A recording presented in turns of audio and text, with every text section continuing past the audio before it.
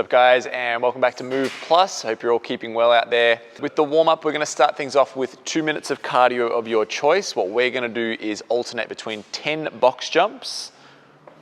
It's gonna look like that, and then going into 20 scissor jumps. So this one, basically like a shallow jump lunge, just switching the feet back and forth. So those two things will be on repeat for the first 2 minutes. The next 3 minutes, we're doing as many rounds as we can of a single dumbbell bent over row. So we're gonna go both heads of the dumbbell, doing that row motion there. We then go into 8 lateral hops over the dumbbell. So we set it up in the middle, stand to one side, and we are jumping from right to left over the top. And the last one there is 3 reps on right and 3 reps on left on a single-sided deadlift. So going from ground to stand up with a nice straight back. So those 3 movements will be on repeat for the 3 minutes at the end of that warm-up. You good to go, Em? Yep. All right, starting in 10, so 2 minutes of cardio of your choice, guys. You can do the same as us, or you can do your own thing. Going in 3, 2, 1, and go for it. So you guys can feel free to kind of take creative license with this. If you want to just do one movement all the way through, maybe you just really like doing jumping jacks, you can do that for the full 2 minutes. We've picked two movements here because a 2 minute block obviously is a little longer than the 1 minute we normally do. So just allowing a little bit of variance through there keeps things nice and interesting.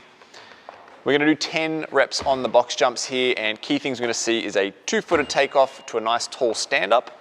And we've deliberately picked a nice low height to go with, because this is a warm up. We don't wanna jump up on anything hugely high, so something that we can just roll into even if we've been sitting still and not doing too much beforehand.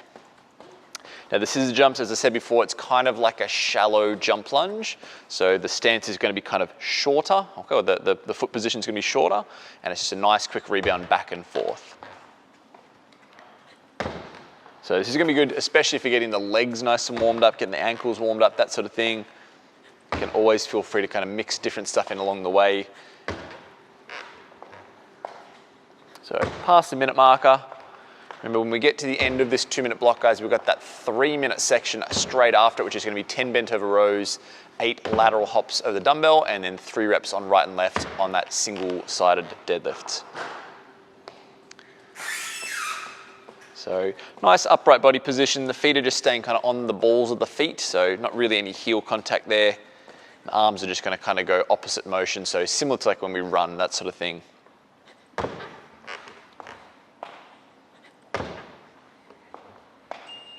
Always a good idea if you're doing any kind of box jumping motion to try and get your feet fully on the box.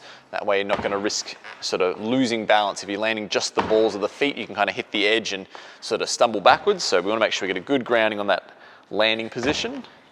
Okay, 3, 2, 1. So we're going straight into the 10 bent over rows. So grabbing either head of the dumbbell, we're going from an extended arm position. So we're going to be down around kind of knee height at the bottom there. You can kind of use that as a marker, and then drawing it up to sort of abdomen or even belly button height there, squeezing the shoulder blades back together. From there, we move into the 8 lateral hops over the dumbbell. So good idea, like Emma's doing, she's kind of keeping her eyes cast down. She knows where that target is, so she's not going to end up sort of jumping the wrong way and landing on top of it. With the deadlift here, we're looking for a nice straight back. That's the most important part. Tag the ground if you have the mobility to. If you feel like it's a little bit far out of reach and you're going to get kind of twisted out of position, just move down to sort of halfway down the shin. That's fine. We want to make sure that spine is a nice straight setup when we do those reps. You'll notice the position's almost identical here when we're in that bent over row. So again, she's hinging at the hips, making sure she's not rounding off.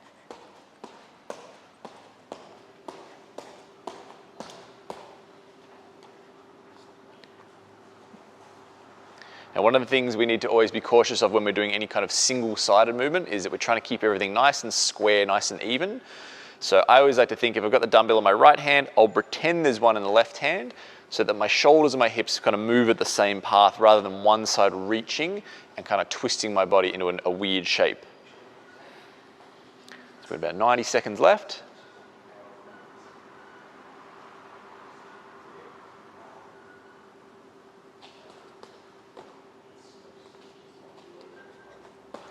Em's doing kind of like a rebounding jump here. You can, if you're sort of maybe a little newer to this, not so confident with it, you can jump and just stop and then reset yourself, jump and stop. Do it a little bit slower if you're a little bit sort of need to be a bit more cautious with it. That's cool. I like that Em's going a nice narrow stance on this. It means that dumbbell can just go straight down. If we're too wide with that setup, you're going to feel like you're having to reach that dumbbell outwards. Again, we can see the similarities with this bent over row position. The legs are narrow again, same as the deadlift.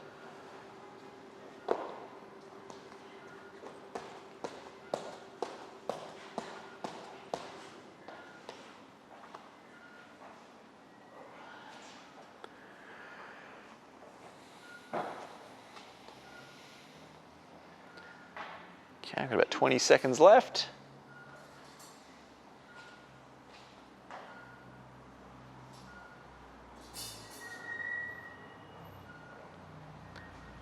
Okay, last 10 seconds.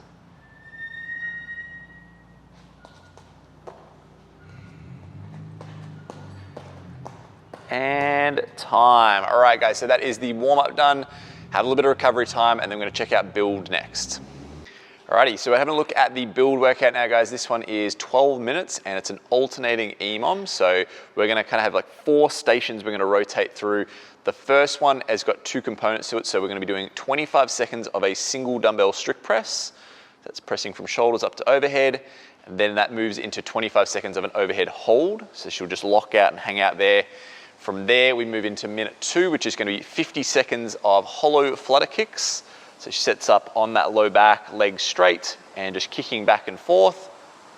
Okay, from there we go to minute 3, which is gonna, again, have 2 components to it, and this is more of a right and left kind of a deal. So 25 seconds on a renegade row, so down to the, down the ground. So you're gonna go wide with the stance into like a push-up position. So she'll do 25 seconds on rows just on the one side, then she'll switch to the other side, do 25 seconds there as well. Okay. And then the final round, we've got 50 seconds of dead bugs. So we're gonna take ourselves onto our back again, set up that nice neutral spine, and then from there we're going opposite arms and legs, extending out. Okay, so those 4 stations will be on repeat for 12 minutes, so essentially 3 cycles through. Em, you good to go? Yep. Starting in 10, so we've got our strict press and overhead hold for minute 1. 3, 2, 1, and go for it. So the key thing with the strict press, guys, is making sure that there's no dipping and driving with the legs or no jerking kind of motions or anything like that. It's always really tempting, especially when the shoulders get tired, to start using some momentum and some effort from the lower body. We want to train everything to lock in place. So abs are tight, glutes are tight, legs are locked straight, and then it's just arms and shoulders doing all the work there. And holding overhead. Okay, so this is that secondary move now, guys. We lock out at the overhead. Everything, again, is nice and controlled, nice and locked in. Making sure that we're not leaning back or having that dumbbell out in front of ourselves. We want it stacked over the body. So 10 more seconds.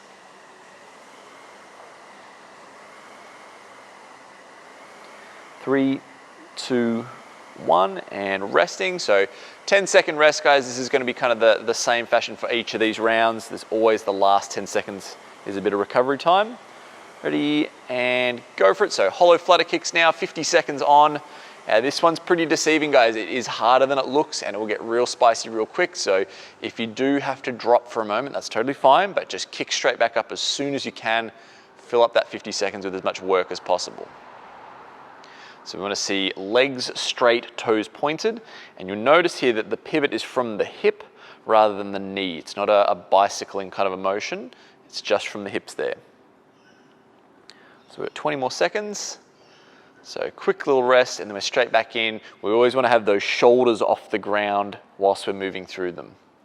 You can see Em's head and shoulders kind of picked up there. She's pulling the ribs down into the belly. Good, 5 more seconds. And resting. All right, so moving to the renegade rows now. So this is where we set up in that push-up position with the feet wide. 3, 2, 1, and go for it.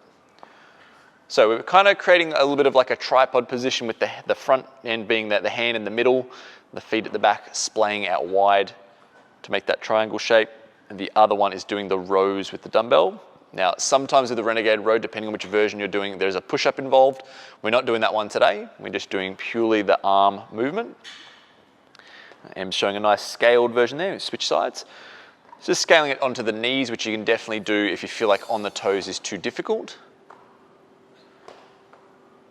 So a lot of this is sort of upper body pulling strength, but a lot of it is also going to be bracing through the midsection and through the hips, trying to stop the body from wanting to tip over every time you lift that dumbbell.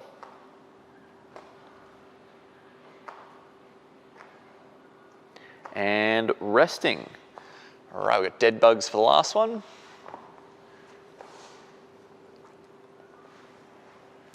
Ready, and go for it. Okay, so key thing with this one, guys, is we're thinking about the connection between our upper torso, so think like rib cage, shoulders, everything up top, and then our pelvis. We want to brace through the midsection so that bridge through the middle is nice and solid. What we don't want to feel like is, as we're extending those limbs out, the rib cage and the pelvis are trying to roll away from one another. We want them to stay nice and connected, so the arms and the legs can kind of move independent of the torso, rather than dragging them with them. 15 more seconds.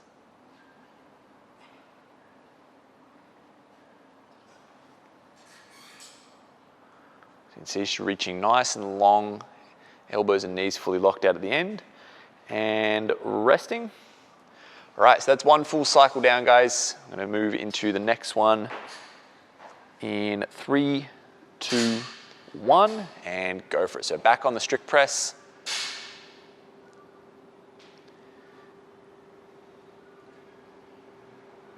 Really looking for the dumbbell, the elbows, the shoulders, the hips, the knees, the ankles, everything to get in one straight line. So we're going to really reach up into it, create a nice stacked position at the top. And holding. And the temptation here, guys, will be to hold your breath because it's easier to brace that way, but we do want to just keep that oxygen coming in. So little short, sharp breaths, still maintain the tension in the belly. 10 seconds.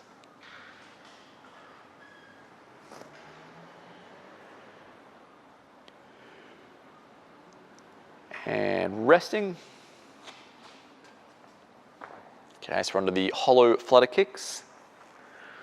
3, 2, 1, and go for it.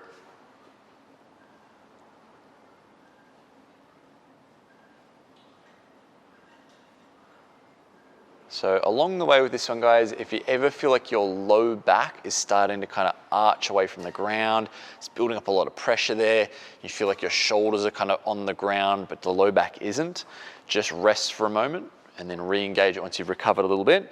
We want to make sure that we're keeping that nice hollow position. So we can see that as it gets to kind of M's upper back, starts to curve up off the ground. We don't want that curve to be the other way around with the low back reaching up off the floor. 10 more seconds.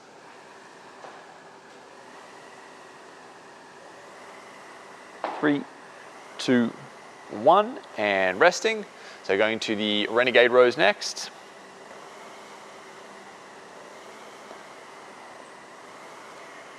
And go for it. Okay, so again, this is that full version, guys. We're right up on the toes, so this is the harder version we're doing. Notice that Em's trying to get her elbow right back past the line of her body, so it's a nice deep pull. I always like to imagine almost like you're pulling a bow and arrow. It's that kind of depth of where we're retracting the shoulder blade, bringing it right up outside the edge of the rib cage there, and switching.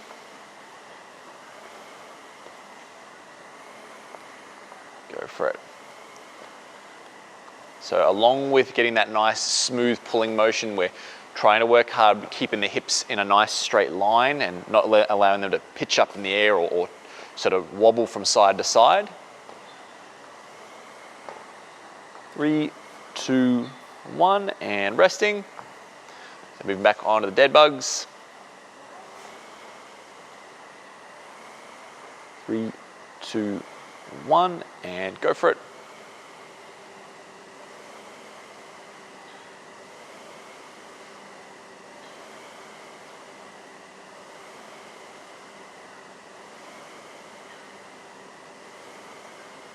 So nice and slow and smooth on this one, guys. You don't want to rush it. It's better done with a lot more control. It's about building stability through that midsection there. So it's not one to just be running the arms and the legs back and forth. You want to keep it nice and smooth. 20 seconds.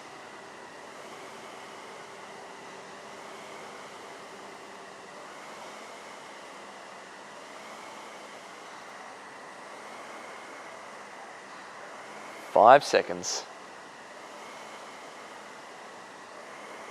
And resting. All right, so that's 2 full cycles down. We've got 1 more to go. So we're going to swing back around to those strict presses. 3, 2, 1, and go for it. So obviously this is getting towards the tail end of this part of the workout, guys. So that fatigue's going to be starting to creep in. Make sure we check in again that the lower body is locked in place. Quads, glutes, abs, everything's braced. And then we're reaching into that nice tall position. Notice how Em's head, or at least her face, kind of comes forward of the line of her arms. That way we know she's not kind of hanging out the back here and getting into bad position. Yep, go to the hold.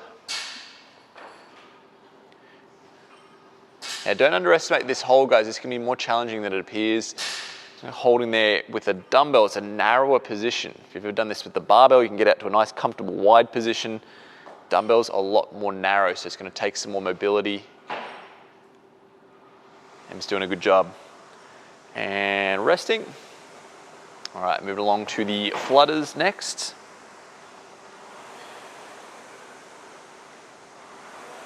And go for it.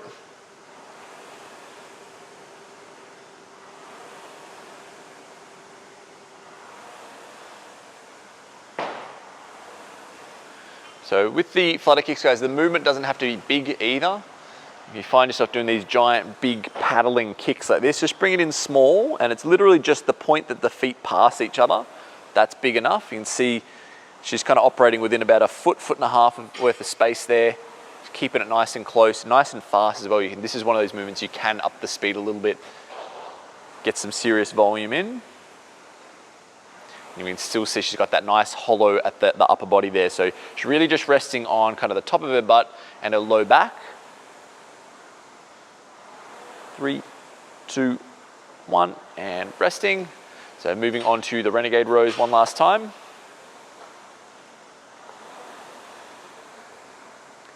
Ready, and go for it.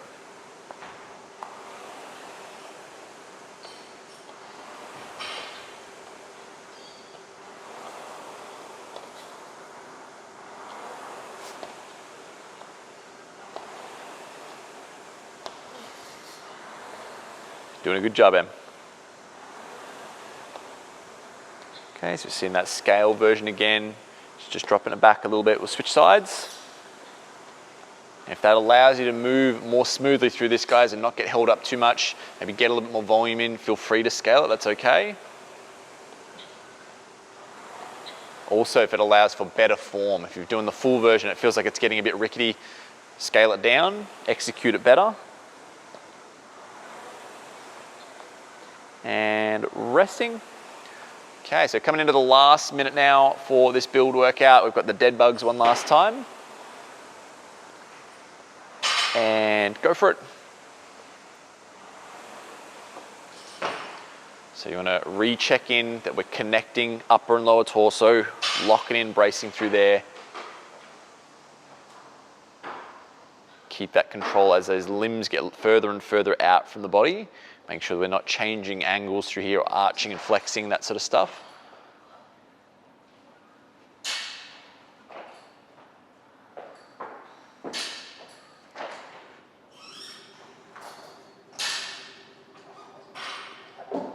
"15 seconds, Em, almost there.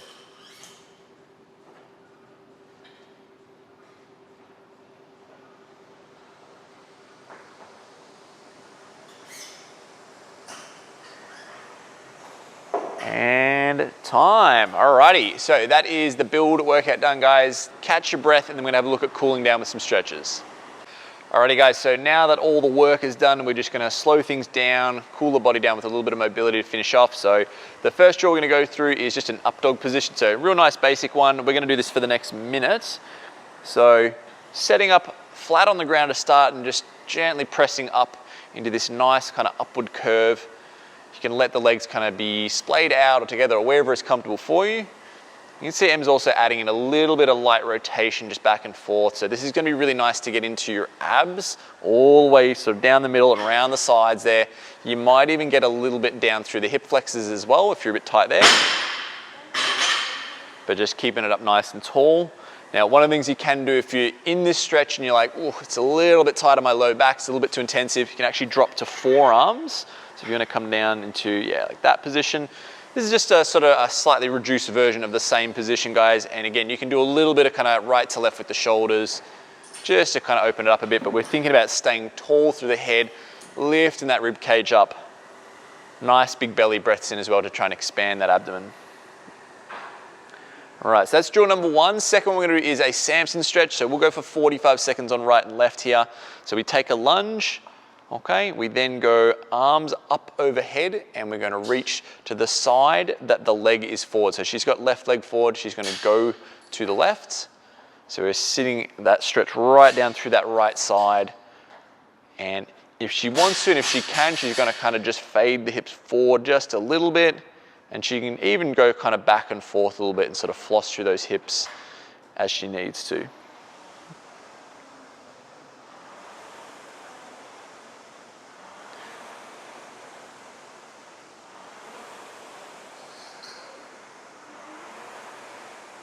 Okay, switching sides.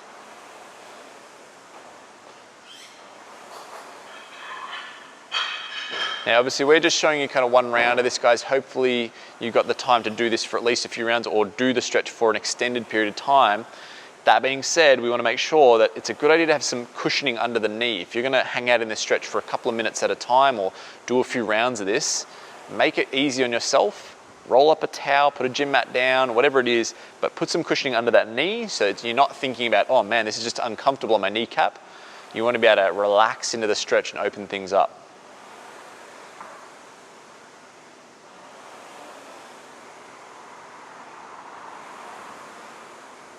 And done. Alrighty, so those are your two drills, guys. Let's see a couple of rounds of that. Spend some time loosening the body up.